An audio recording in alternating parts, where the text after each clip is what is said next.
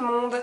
Alors aujourd'hui on va voir comment, donc je vous propose ce maquillage là et on va voir comment réaliser cet effet là, c'est-à-dire de double trait de... Attendez, je tire ma paupière comme une ouf. Cet effet de double trait de liner, je sais pas si vous voyez bien, qui est pas si difficile que ça une fois qu'on maîtrise le premier trait de liner. Voilà, en commençant ce maquillage, j'avais pas prévu, mais je me suis rendu compte que c'est quasiment que du Make Up Forever, donc estampillons-le Make Up Forever. Voilà, donc si ça vous intéresse, restez avec moi pour le tuto. Alors, voilà ce que ça donne de plus près, et qu'on va réaliser tout de suite. Go tuto! Donc, je vais commencer par appliquer ce petit rose que j'aime beaucoup de chez Peggy Sage. C'est le rose tendre, numéro 8000... Ouais, enfin plutôt 800 075. Je vais appliquer ça avec un pinceau plat assez large. Là, c'est le E60 de chez Sigma. Et je le mets sur toute ma paupière mobile. Mobile et immobile d'ailleurs. Complètement sur toute ma paupière pour l'unifier et lui donner une petite couleur rose sympathique. Voilà. Et on va tout de suite passer à l'eyeliner. Alors, pour réaliser ça, j'ai utilisé un liner turquoise, ça se voit, je pense, et un liner violet foncé. Je ne sais pas comment il s'appelle, il n'a pas de nom, il n'a qu'une teinte. Donc, le turquoise, c'est l'Aqua Cream Liner numéro 4 de chez Make Up Forever. Et ce sont des cream liners mat que j'utilise. Voilà, ils sont... je suis ravie de les avoir achetés, je les adore, j'arrête pas de m'en servir. Et celui-ci, c'est le numéro 5. Vous voyez, c'est plus un prune qu'un violet, un prune très foncé. Et on commence par le turquoise. Donc là, il va falloir faire un trait de liner très épais. Pour le premier, je m'y suis surprise à deux fois en fait. J'ai d'abord fait mon... vous allez voir, on verra comment ça se passe avec cet œil-là. Alors, est-ce que je me suis gourée? Non, ça va. Alors, là, je vais utiliser un pinceau Make Up Geek, c'est le Bent Liner. Je vous mettrai toutes les références des produits que j'utilise sur le blog de toute façon. Donc j'ai pris directement de l'eyeliner dans le pot. Là, je pose sur ma main pour réchauffer un peu la matière et puis pour redonner au pinceau une forme, comment dire, un peu pointue. Parce que d'avoir touillé dans le pot, ça a un peu éclaté les poils. Donc c'est comme ça que ça se passe. Voilà. Et je vais commencer à faire mon premier trait de liner.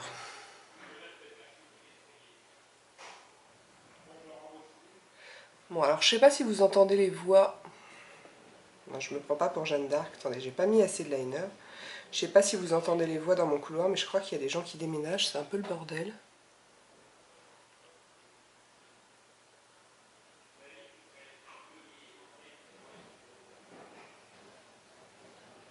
Donc là, pour l'instant, mon trait est assez fin. En fait, si on ne veut pas faire de conneries, il faut vraiment construire ces traits de liner petit à petit. Je vais déjà lui donner la forme que je veux à peu près. Voilà.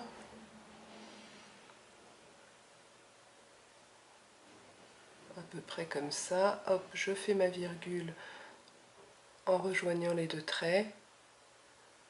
C'est pas très précis pour le moment parce que de toute façon il est beaucoup trop fin et je vais l'agrandir et tout. Donc, mais ça me donne déjà une idée. Et maintenant je reprends de la matière et je l'épaissis. Je crois que je vais l'épaissir partout.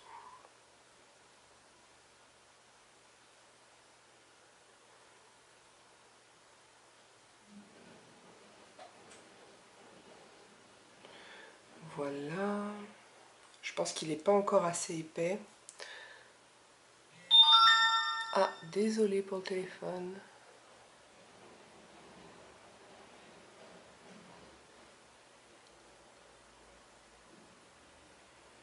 Voilà.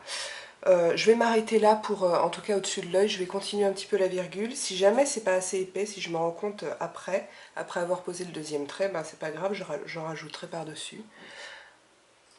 Je vais ensuite prendre l'eyeliner prune foncée, donc je rappelle c'est le numéro 5, c'est l'Aqua Cream Liner numéro 5 de chez Make Up For Ever. Donc pareil, je prends de la matière sur le pinceau, ensuite je l'applique sur ma main pour la réchauffer et bien imprégner les poils, et aussi pour pouvoir contrôler la forme de mon pinceau, pour pas qu'il soit complètement éclaté après avoir pris de la matière dans le pot. Ici, hop, vous voyez, je le remets bien lisse, bien droit. Et on va s'attaquer au deuxième trait de liner qui cette fois donc sera beaucoup plus fin évidemment.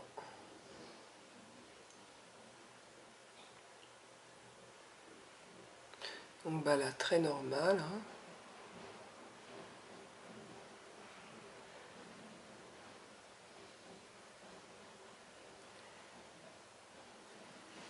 Alors ça a l'air un peu sec parce que j'en mets volontairement pas beaucoup pour pas faire de pâté.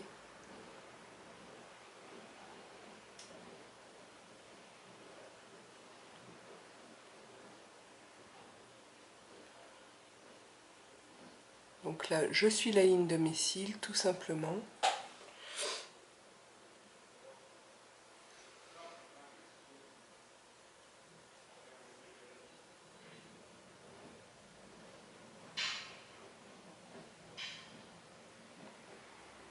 Et je vais aller rejoindre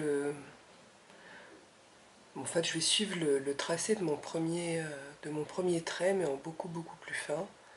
Donc là, je vais jusqu'au bout du trait bleu, évidemment. Et pour la forme, je vais remonter un petit peu ici. Je vais essayer de suivre un petit peu l'autre virgule, sans en faire trop. Donc je vais remonter, hop.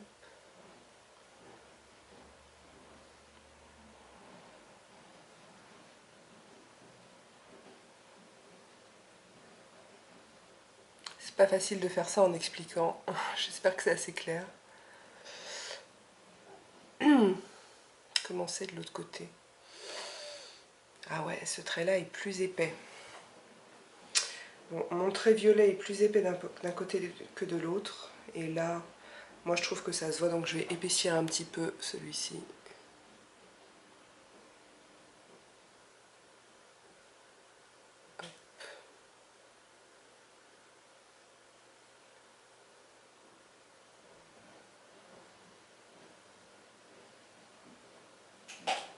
Putain, j'espère que vous voyez quelque chose parce que je m'aperçois qu'il y a une zone d'ombre là qui est due à mon appareil photo en fait et à la position du soleil. Et moi déjà j'ai du mal à voir ce que je fais. Super le tuto. Alors j'espère que vous voyez quelque chose. Bon, ensuite je vais juste ombrer un petit peu mon creux de paupière. Pour ça je vais prendre le fard Mocha de chez Make Up Geek. C'est celui-ci. Désolée pour le bordel dans la palette. Et je vais prendre quoi? Je vais le poser avec un pinceau crayon. Donc là c'est le E30 de chez Sigma. Donc je pars de la fin de ma virgule. Parce que la fin de ma virgule à moi, elle est au bon endroit. Mais après ça dépend de comment vous faites votre virgule. Ça dépend de comment est votre œil.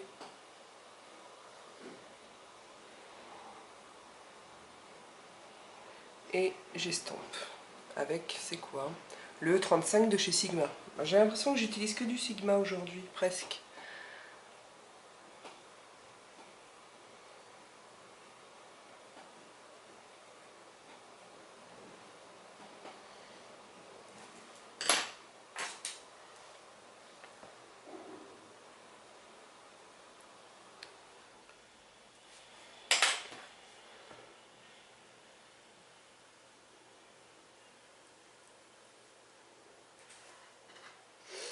Voilà.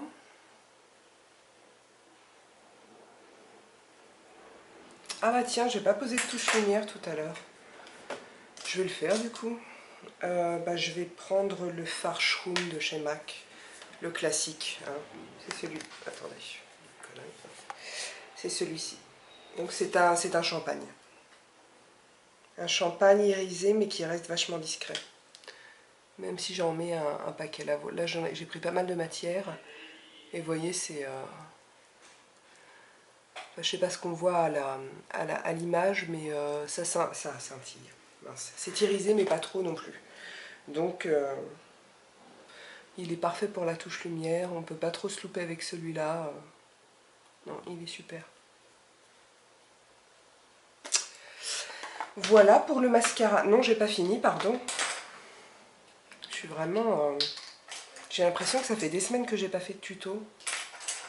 Donc en fait, tout à l'heure, quand j'ai repris mon eyeliner violet, pardon, mon eyeliner turquoise pour réajuster ici, j'aurais dû en mettre dans la muqueuse interne, puisque c'est ce que j'ai fait de l'autre côté. Donc c'est possible avec cet eyeliner là, vérifiez bien que ce soit possible avec le vôtre. Et ce qui est sûr, c'est que les eyeliners comme ça, de type fluide, ça ne va pas sur la muqueuse, ne faites pas ça. Hein. Donc si vous n'avez pas, essayez avec un crayon turquoise si vous en avez un. Et... alors par contre, ça marque hyper bien la muqueuse, ça c'est génial. Vraiment, ces eyeliners,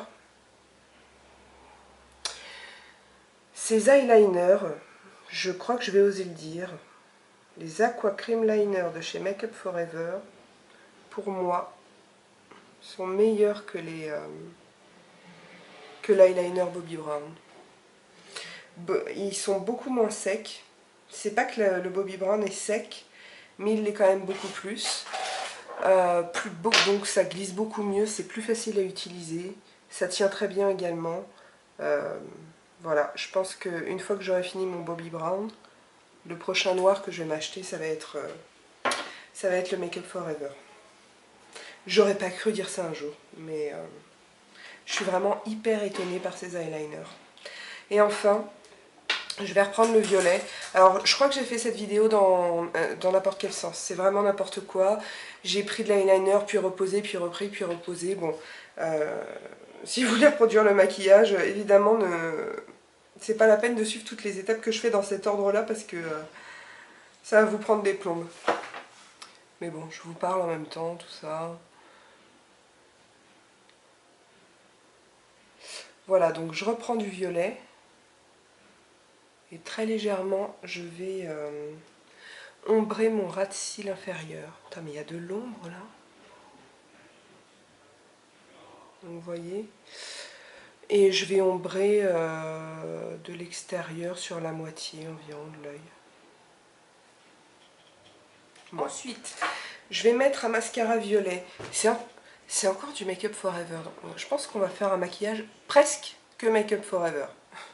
Donc je vais mettre le Smoky Lash violet, donc c'est la teinte numéro 5 de chez Make Up For Ever.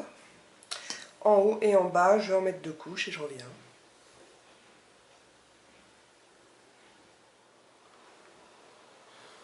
Voilà. Alors, ensuite, puisqu'on est dans le Make Up For Ever, du coup je vais mettre un rouge à lèvres Make Up For Ever.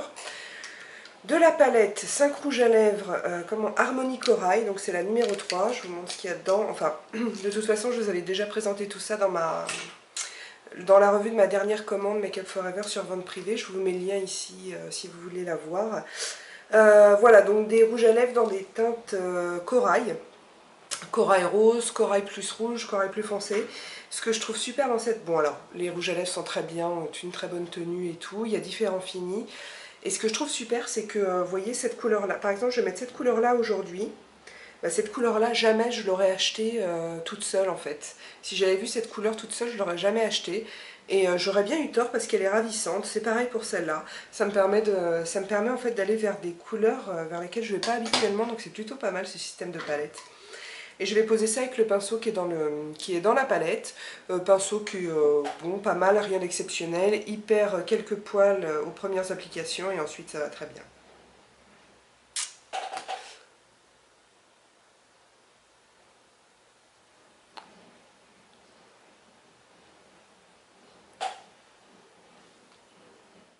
Voilà, le maquillage quasi entièrement Make Up For Ever est terminé.